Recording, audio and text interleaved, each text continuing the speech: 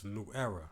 Got the counter, cue the counter, and yeah, two franchises that I feel are well beloved coming to this massacre of a battlefield.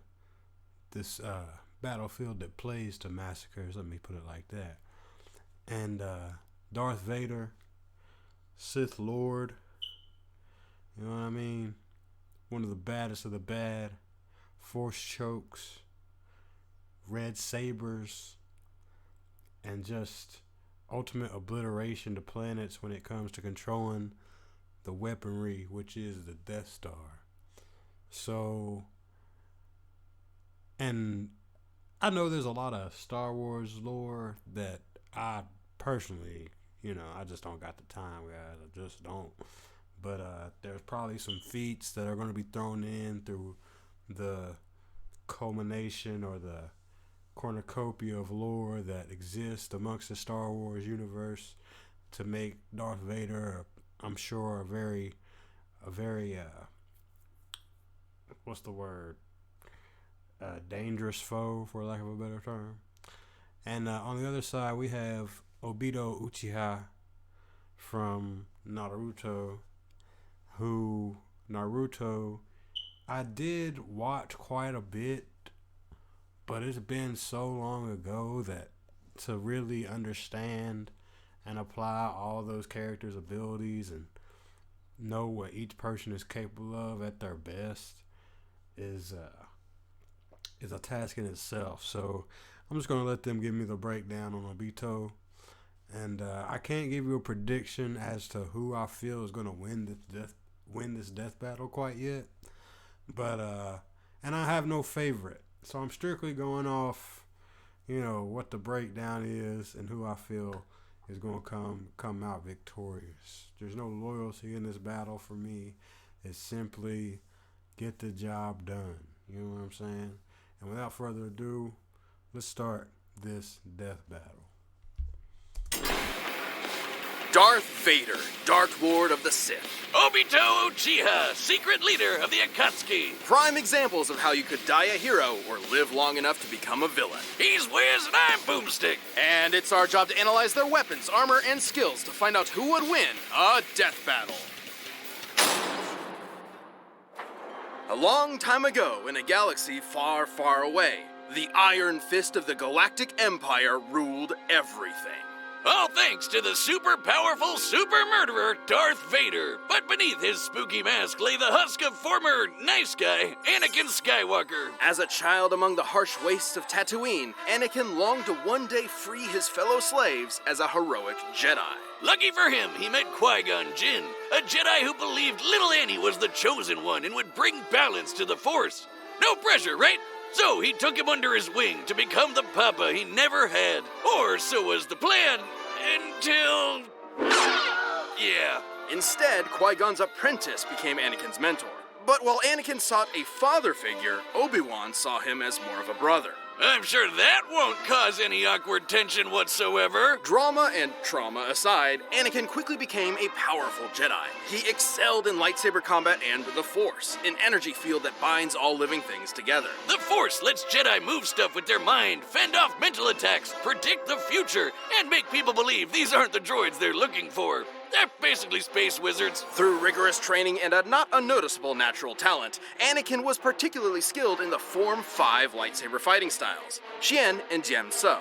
Also known as the Way of the Crate Dragon. You know that big sand dragon Mando blew up from the inside? Yeah, make that a lightsaber. Form 5 is incredibly versatile, well suited for defending against lightsaber and blaster alike. It focuses on blending parries with devastating counterattacks, aiming to win duels through overwhelming pressure. Perfect for the Padawan who just bulldozed his way through training to become a Jedi Knight. Even as a newly knighted Jedi, Anakin could keep up with some of the most experienced Jedi Masters and Sith Lords of his time. But he had plenty of other problems to deal with, like his late-blooming rebellious teenage angst. I mean, you don't just throw a kid into space monk school and expect him to forget everyone he ever cared about, right? Well, apparently that's what he was supposed to do. The life of a Jedi can be difficult and cold, something Anakin could not accept. And so, rather than let his secret wife die in childbirth, he was seduced to the dark side through the promise of power. And so began his Jedi kill streak, until Obi-Wan gave him a glorious lava bath. How refreshing! But thanks to his new Sith Master Palpatine, our young warrior was saved, reborn, rebuilt. He was now Darth Vader.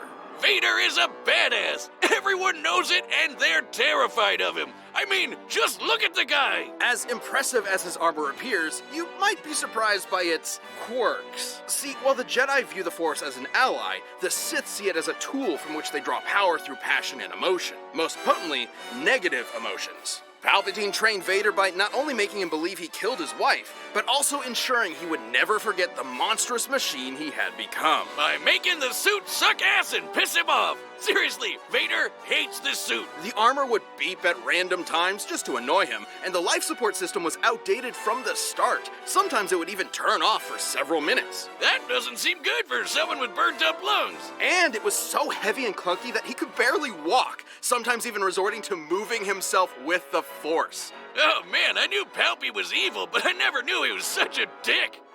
Well, despite these issues, the armor fulfilled its true purpose, crafting Darth Vader into the equivalent of a slasher movie villain commanding a galactic army. Nobody wants to mess with him.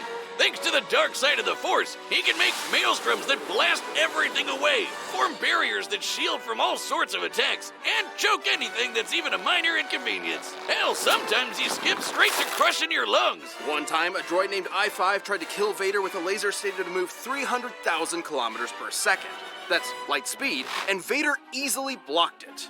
And for as much bullshit as Palpatine threw at him, Vader was tough enough and stubborn enough to push through it. Palpatine knew that Vader would eventually try to kill him and take over the Empire. It's how the Sith work. So he constantly fanned Vader's hatred by sending assassins after him to make sure he was still worthy of being his apprentice. Oh, that's nothing. One time, he blasted off most of Vader's robo-limbs, destroyed his armor, dropped him back on the lava planet, and told him to make his way back without the Force. An impossible task, yet one Vader accomplished. Yeah, 'cause he really wants to kill Palpatine. And that hatred is apparently useful in keeping Force wielders alive, and has sustained many Sith in conditions that would otherwise kill them. I'm sorry, Liam Neeson. Should have hated a little more. Vader has killed hundreds, possibly thousands of Jedi, including Obi-Wan himself. He's fought entire armies on his own, and even taken on monsters the size of mountains. He's so unstoppable, an assassin droid hired to kill him quit the job because he calculated that Vader was impossible to kill. And in Ewok's material from the old Legends canon, a real deep cut, we know, lesser darkside users like the Night Sister Shirral overpowered the Sunstar, an ancient artifact capable of shifting moons, a feat which would require energy worth over 12 septillion tons of TNT. That's 24 zeros. But if you want something more recent, here's a planet blowing up while Vader was on it, and he's fine. But thanks to both his incredible power and the mercy and trust of his secret son, Vader would eventually avenge the atrocities of Palpatine. Even more important, he finally saved someone he loved. Ultimately, Anakin Skywalker truly did bring balance to the Force. The NBA 2K League Playoffs, presented by Google Pixel and Finals, streaming live August 2nd through the 5th. Switch to Verizon and get iPhone 14 Pro on us with my plan. Act now. It's your Verizon. You see what I mean? They just threw in Vader was on a planet that just blew up and he was cool. So I don't know, man. Already the trickery has begun with these guys. You know what I'm saying? Using light speed for that laser, you know what I'm saying? So lightly. Already. Well, let's watch OBITO. Oh. Hola, OBITO! Who know that joint? Hokage, the leader of the Hidden Leaf Village and their strongest ninja, respected and loved by all. Though few have attained this title, many have strived for it. One such striver, sadly lacking in parents, wanted to both help people and be acknowledged by the rest of the village. And what better way to do that than having your face carved into a mountain? If you think I'm talking about Naruto, guess again! This is the story of Obito Uchiha! Obito unfortunately lacked the natural talent for ninja arts attributed to his Uchiha bloodline. So he signed up for ninja school and eventually joined a team with his rival Kakashi, his crush Rin, and their leader Minato. Where do you think I can get into a ninja school like that? Not one that teaches you to harness this form of chakra, a limited form of physical and spiritual energy that exists inside all human beings and, naturally, can be weaponized. He can use it to run up walls and make clones of himself, but even better, blow shit up! This is ninjutsu. Among its many techniques include elemental attacks, and the Uchiha specialize in all things fire. Big fireballs, small fireballs, waves of fire, columns of fire, you name it, they've got it.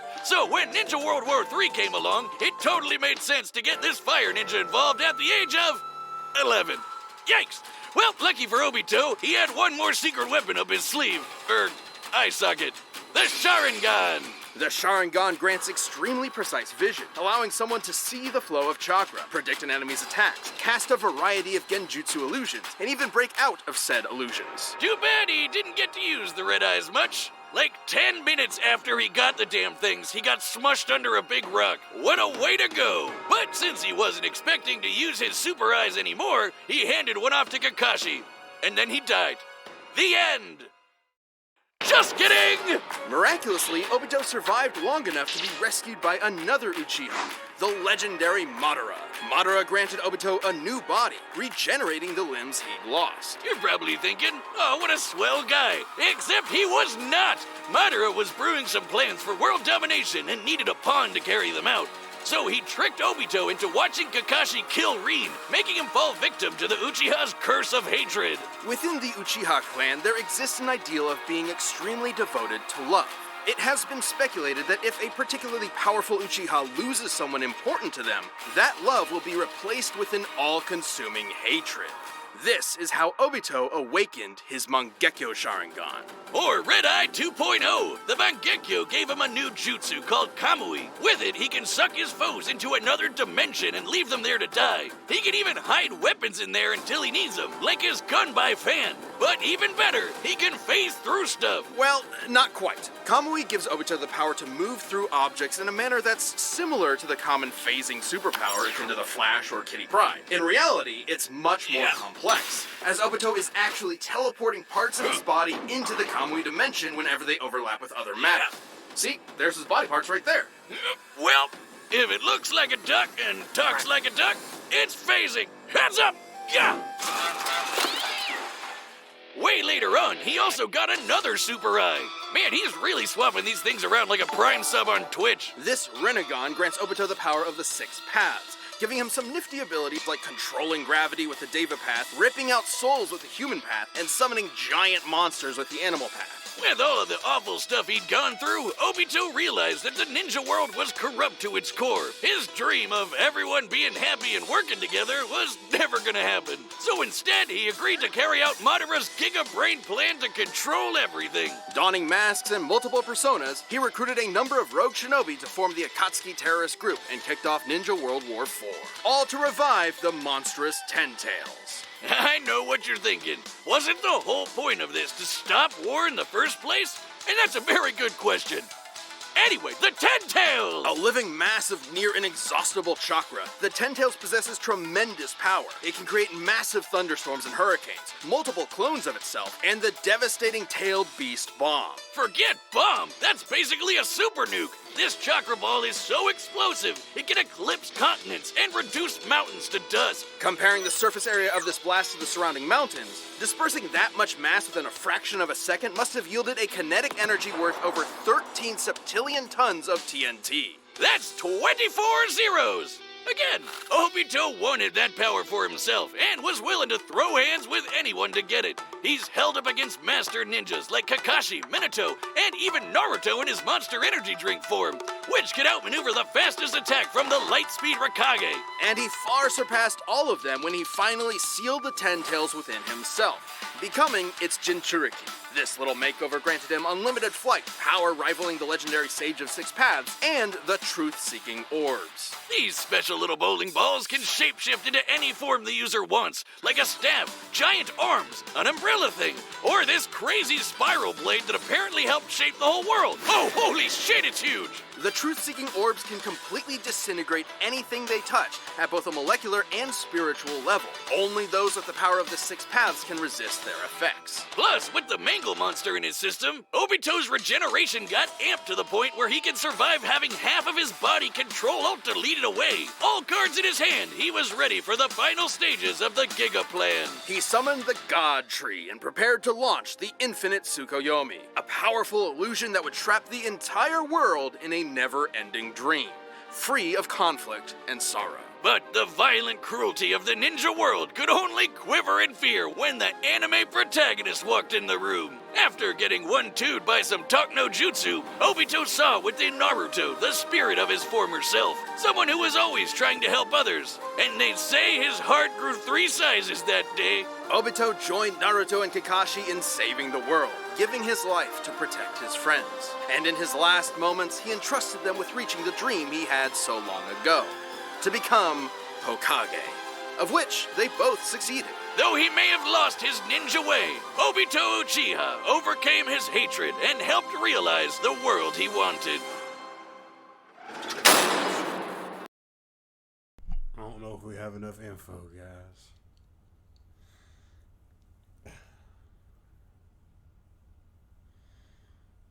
We blew up a planet with him on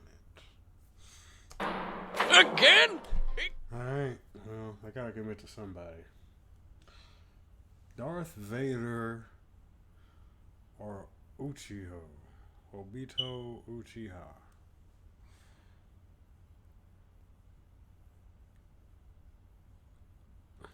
It seems like Obito just has more options than Vader. I'm going Obito. I might regret this. I'm going Obito. Let's get it. All right, the combatants are set. We've run the data through all possibilities. It's time for a death battle! There's just no way you could be that agile with so many abilities. One of them sends you to another dimension where we could just not even worry about Vader no more. It's gotta be Obito, right? Like, what's Vader gonna do against that? You can't choke your way out of that. Yeah. Oh!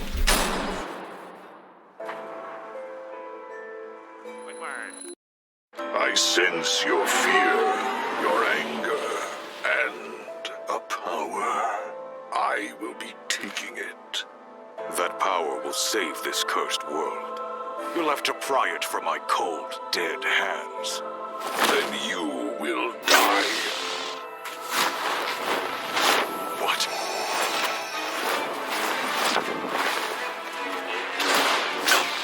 All too easy. I expected more. I won't disappoint.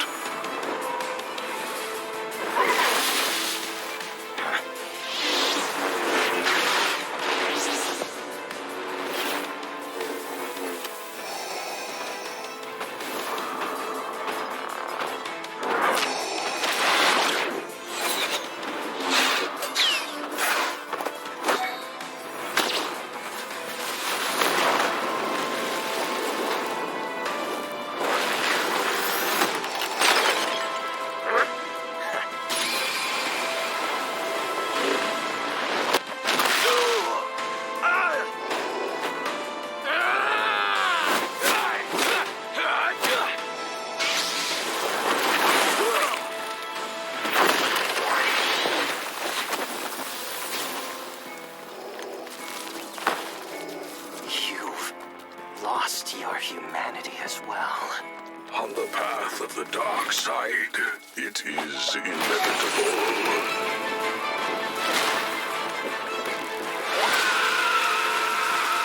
Impressive.